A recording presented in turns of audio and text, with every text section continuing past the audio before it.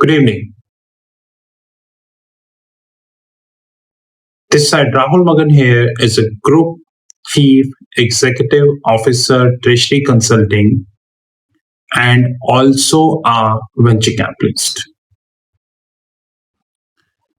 As we speak, Treasury Consulting Group is a multinational headquartered group based out India, Singapore, and Hong Kong. More importantly, we do have offices in three parts of the globe. And as we speak, Treasury Consulting is a 100% profitable company.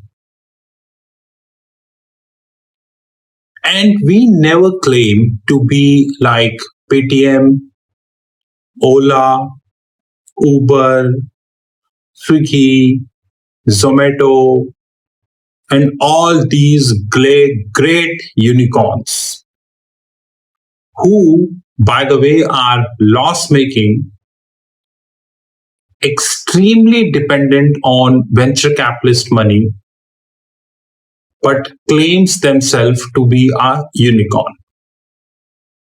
Anyways, Treasury Consulting is a multinational proprietary hedge fund. By a multinational proprietary hedge fund, we mean we operate like a hedge fund, but proprietary. By proprietary, I mean none of the positions which we take in the market is backed up by any third party capital, which includes the venture capitalist, the private equity, or any other form of capital. Like an American hedge fund, those who operate on a non-proprietary mode, basically, as we speak, American hedge funds operate on a non-proprietary mode, which means they do take money from the third party and invest in the market.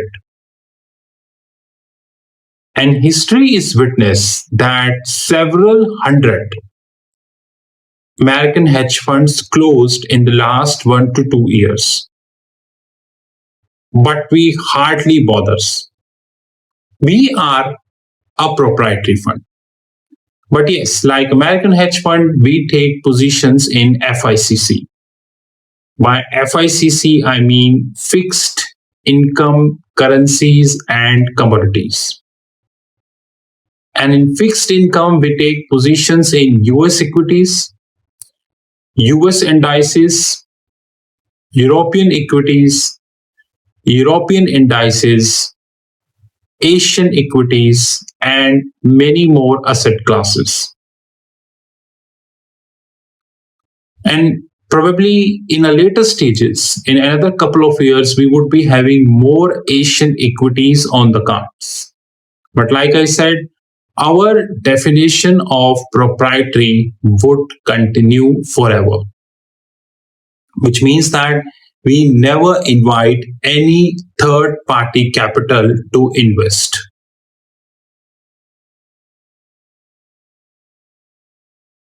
Apart from that, we have our other revenue streams, like we have our private news desk, where we share financial and non-financial information, basically the important news along with the analysis.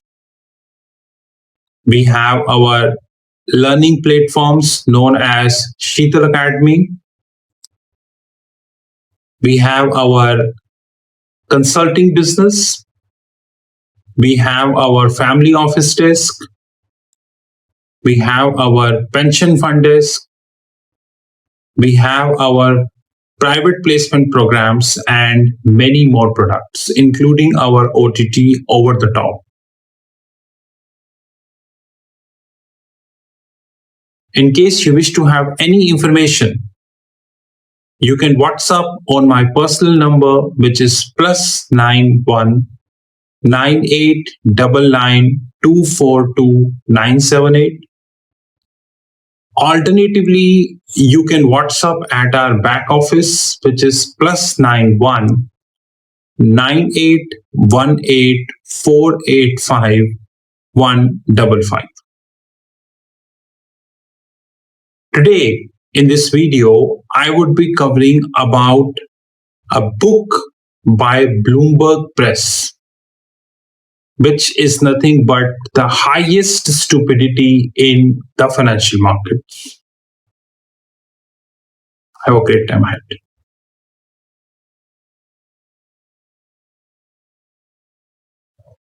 Good evening.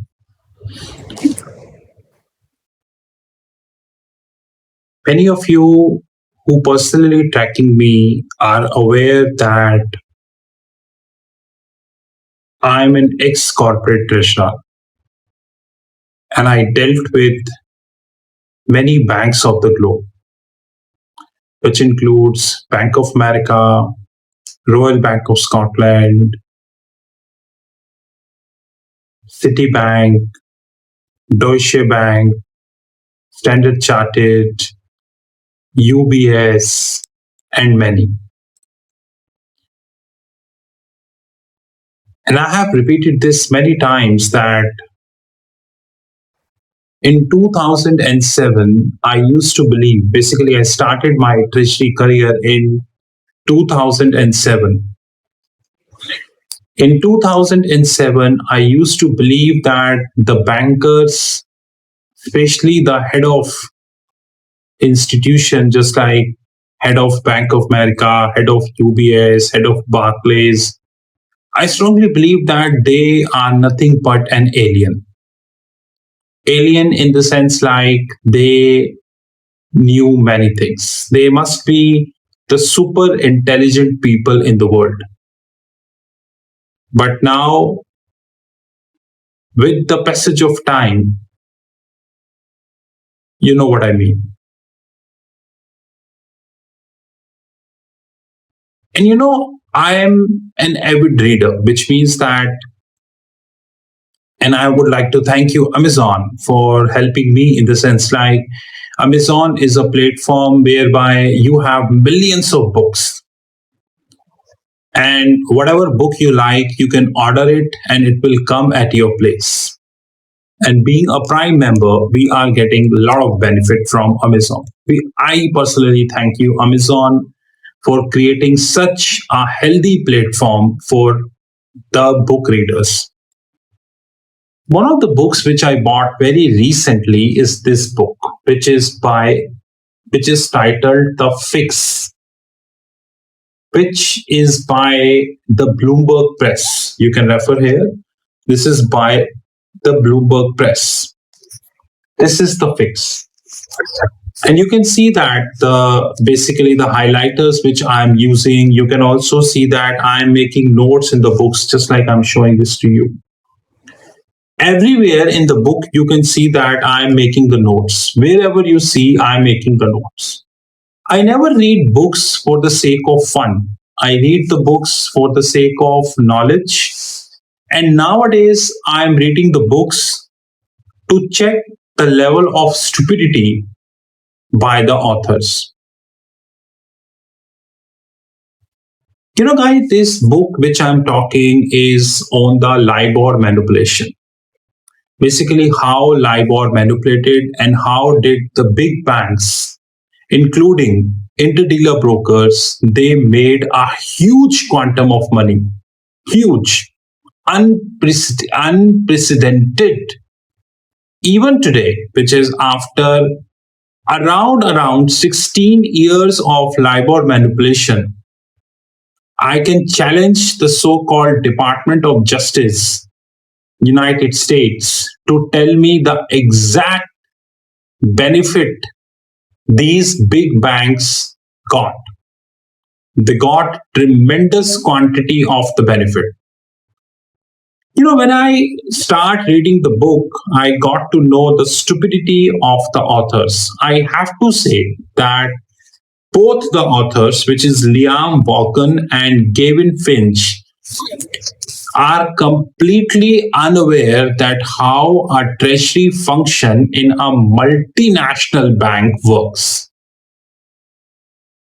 Because here the LIBOR manipulation are not done by only one institution. So here you have an example of Credit Suisse, you have an example of Citibank, you have an example of UBS, you have an example of Barclays, you have lots of examples, and many banks, I would say, were deliberately not mentioned. Because in a LIBOR manipulation, all were involved. It is not that only few were involved, all were involved.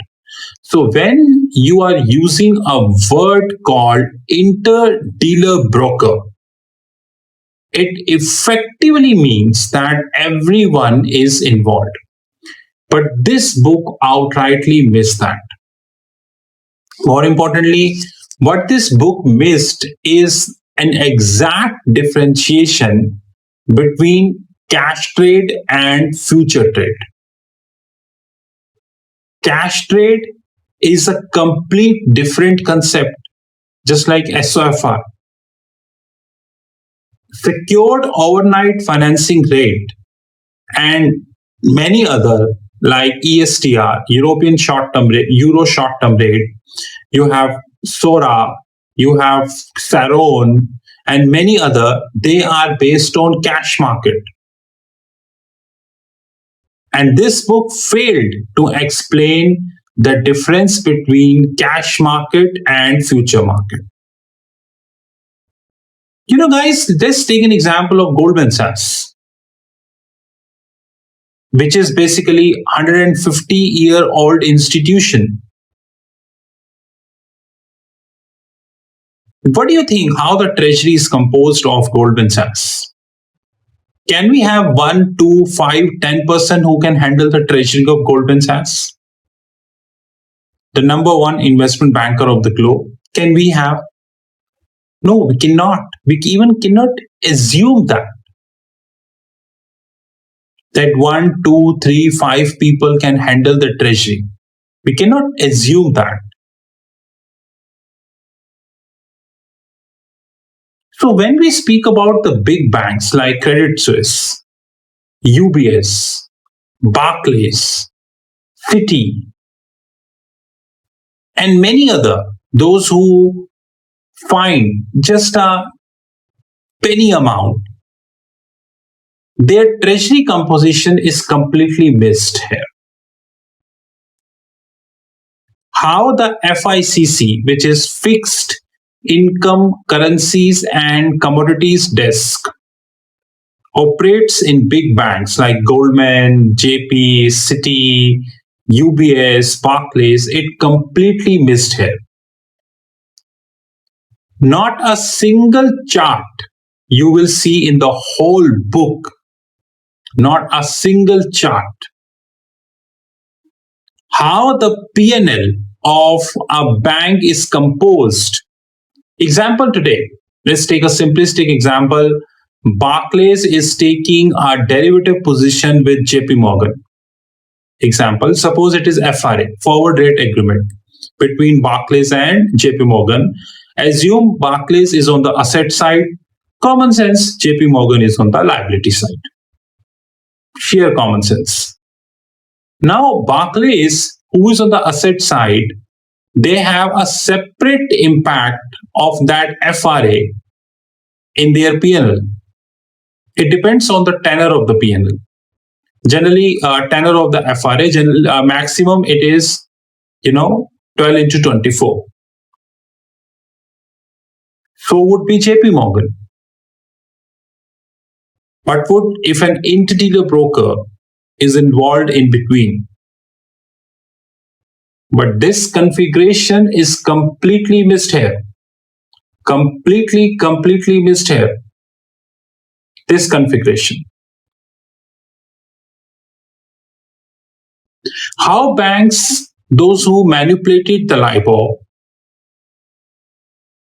how their EPS swings, it completely missed here. And how, the other Libor, which is GBP Libor, Euro Libor, Yen Libor, and other, how did they manipulate it? It completely missed here. This book is more or less focused on, I would say, it is not a non-fiction book. Now, what is non-fiction means that generally financial market books, those who operate in financial, those who share the information about the financial market, they, you know what I mean, they are non-fictional, which means that they give the realistic information, just like Enron scandal, Wirecard scandal, and many more. But this book, I don't find this is a non-fictional book because this is fictional, which means the important components are completely missed here. Completely missed here.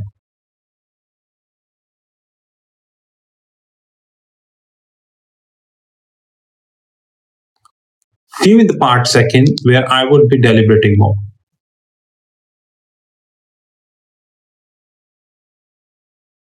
Part second. This book is more or less based on yen derivatives. A small piece of the book talks about Goldman Sachs. Small piece. And after that, ignored. Is this deliberate or not? That's a more important thing. But I would be talking probably in my other videos. Guys, in a bank, whether this is Goldman, JP, Citi, UBS, Barclays, probably any other bank, those who have $1 billion balance sheet, they have FICC, Integrated Wealth Management Desk, Investment Banking Desk, DCM desks. In all these desks are integrated. It looks like they are not, but they are integrated. It is only a revenue consideration, which means that for the sake of showing revenue in their P&L, they have the separate categories. Just like this is the income we are getting from investment banking, this is the income we are getting from wealth management, this is an integrated capital management desk, and so on and so forth. Only to fool people. But the reality is all desks are integrated. Can a body who have heart, mind, eyes, ears, you have so many, a tongue, hands, legs, and everything. Can they operate mutually exclusive? Can a heart operate mutually exclusive? Can a brain operate mutually exclusive? No, it cannot. Similarly, these desks cannot be mutually exclusive. Even if Einstein will come and explain they are mutually exclusive, I am ready to argue with him. I'm telling you right now. I'm ready to argue with him. But having said that, in this book, it is outrightly missed. I repeat, outrightly missed.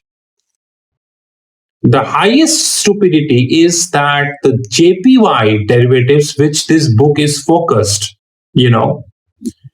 this book even not covered JPY derivatives, which in Libor is nothing but IR. IR means interest rate. In the world of financial market, when we talk about interest rate, we have huge amount of derivatives. Just like for a while I say we have FRA, forward rate agreements, we have OIS, overnight index swaps, we have caps, we have floors, we have range, we have collars, we have reverse collars, we have inverse collars, we have swaptions, we have quantos, we have Brachet, and we have many. I can't explain all these in one video. And very importantly, liquidity swaps. Pretty all these things are missed here. But this book is by Bloomberg.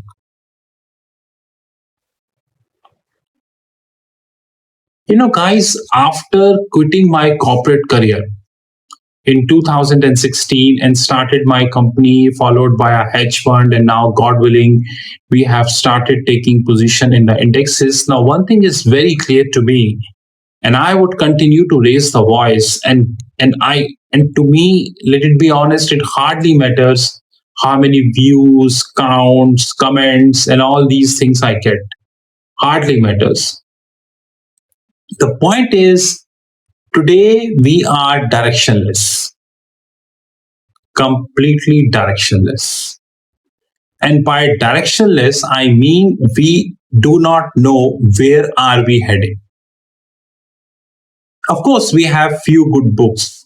There is no doubt about that. Just like nowadays, I'm reading a book on one MDB scandal, the $1 billion whale. And this book looks interesting and having few facts, but of course, as the time progresses, I will elaborate more and I will definitely come with a video. Now, Treasury Consulting is giving an open challenge. I repeat, open challenge to the authors, which includes the Liam Fegum and Gavin Finch. Open challenge. And also the so-called Bloomberg press. And the so-called people, those who give the huge praise, just like Ben Wright, the group business editor, The Telegraph, Harry Wilson, city editor, The Times, Dan Hertzberg, former senior deputy managing editor of Wall Street Journal, John Lefevre, author of Straight to Hell, Ilan Day, business editor, The Sunday Times, Matt Turner, deputy editor for finance and market, Business Insider, and all these people that, guys, are you idiots or you have no knowledge or you not read the book, you simply give the comment. While the author, let it be honest, is completely clueless about the exact realities of the treasury market. And I repeat, see these stamps which I have put. I can open any page. See, I'm opening just like, see that. I have made even charts in the book. I made the chart. It is the duty of the author to make the chart, and I made it. See the stamp here? See, I'll show one more. See, almost on every page, you get my notes. This book is the highest stupidity as far as the Libor manipulation is concerned. Highest stupidity as far as the Libor manipulation is concerned. And I can challenge the authors, and I am challenging the authors. And of course, the so-called Bloomberg. Now, one thing which is very clear to me, let it be honest, which is that I am a regular, I think I always watch Bloomberg TV. But now one thing is very clear to me is that all these is nothing but a hype. You have a book, you get all these praises, which you put in the front page. You have a fancy cover. You have a fancy name called Bloomberg Press. But what the hell it is, we all knew this about.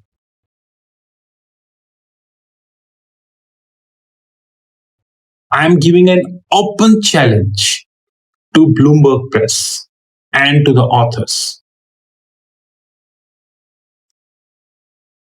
And you can have my number, which is +91 9899 I repeat, +91 9899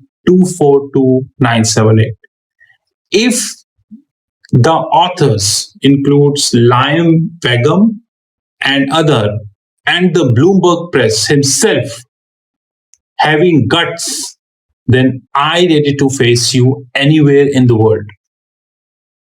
And the last chapter in this book, which I have noted many times, where the book talked about the judgment of the London court. What a stupidity it is. And we would have separate video in that regards challenging the London High Court. You may be a judge, but you are not a god, okay? And the judgment delivered by London court in Libor manipulation is the highest stupidity of the world. And I am going to be covering this in video. This is Rahul Magan from Treasury Consulting Group. Happy Bloomberg. Offended people can have my number +91 9899 242 978. Have a great time.